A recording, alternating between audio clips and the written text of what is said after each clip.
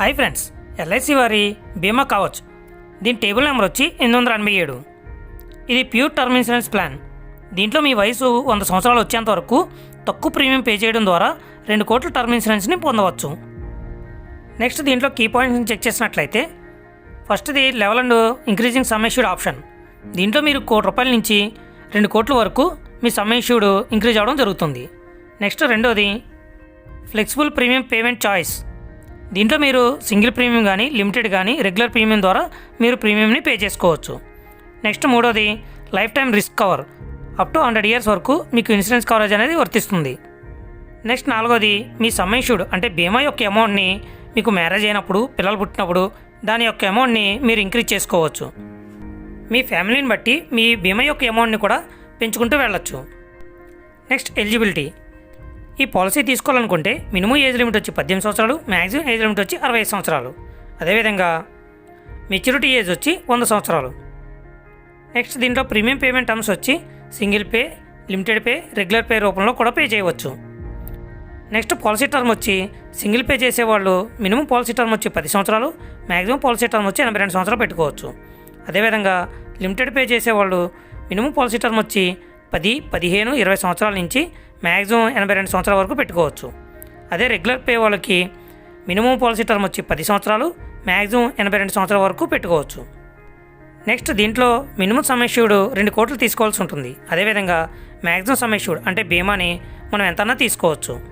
Next దీంట్లో some issued అనేది 2 రకాలుగా ఉంటుంది. ఒకటి level some issued, 2 increasing some issued.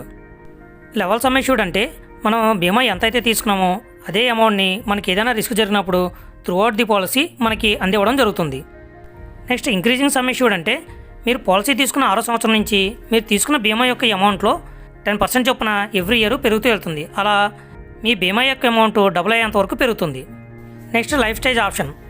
ఇందులో ఆప్షన్ 1 లెవెల్ సమ్ ఇష్యూడ్ని ఎంచుకుని మీరు ప్రీమియంని రెగ్యులర్గా పాలసీ ఎంతకాలం అయితే తీసుకున్నారో అంతకాలం చెల్లిస్తారో వారికి మాత్రమే ఈ బెనిఫిట్ అనేది వర్తిస్తుంది.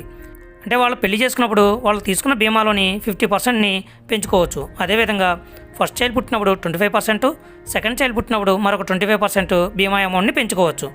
దీని ప్రకారం వారి ప్రీమియం కూడా పెరుగుతుంది. Next death benefit. దీంట్లో మీరు బీమా ఎంతైతే తీసుకున్నారో అది కానీ, లేదంటే మీరు ఇయర్లీ ప్రీమియం ఎంత పే చేస్తారో దానికి 7 times కానీ, లేదా టోటల్ ప్రీమియమ్స్ పే చేసినట్లయితే దానికి 105 times. ఈ మూడిట్లో ఏది ఎక్కువ ఉంటే ఆ అమౌంట్ని మీకు డెత్ బెనిఫిట్ కింద అందివ్వడం జరుగుతుంది. అదే సింగిల్ ప్రీమియం పే చేసినట్లయితే మీరు బీమా ఎంతైతే తీసుకున్నారో అది కానీ, మీరు పే చేసిన ప్రీమియంకి 125% కానీ, ఈ రెండిట్లో ఏది ఎక్కువ ఉంటే అది మీకు డెత్ బెనిఫిట్ కింద అందివ్వడం జరుగుతుంది. Next maturity benefit. ఇది ప్యూర్ టర్మ్ ఇన్సూరెన్స్ పాలసీ కాబట్టి దీంట్లో మెచ్యూరిటీ బెనిఫిట్ అనేది ఏమీ ఉండదు. Next riders. ఇందులో ఎల్ఐసి యాక్సిడెంట్ బెనిఫిట్ రైడర్ మాత్రమే లభిస్తుంది. Next death benefit amount installments. దీంట్లో మనకు వచ్చే డెత్ బెనిఫిట్ అమౌంట్ని 5, 10, 15 సంవత్సరాలు టైం పీరియడ్ పెట్టుకుని ఇన్స్టాల్మెంట్ రూపంలో మన అమౌంట్ని పొందవచ్చు. దీనికి గాను మనం మంత్లీ మినిమం 5,000 తీసుకోవాల్సి ఉంటుంది. క్వార్టర్లీ అయితే 15,000, హాఫ్ ఇయర్లీ అయితే 25,000, ఇయర్లీ 50,000 చొప్పున తీసుకోవాల్సి ఉంటుంది. నెక్స్ట్ ఎల్ఐసి బీమా కవచ్ ప్లాన్లోని ఎగ్జాంపుల్ చెక్ చేసినట్లయితే 2 కోట్ల రూపాయల బీమాకు గాను 20 సంవత్సరాల ఉన్న వ్యక్తి పాలసీ టర్మ్ 20 సంవత్సరాలు పెట్టుకున్నట్లయితే సింగిల్ పే రూపంలో ప్రీమియం పే చేయాలి అనుకుంటే 1,34,600 పే చేయాల్సి ఉంటుంది.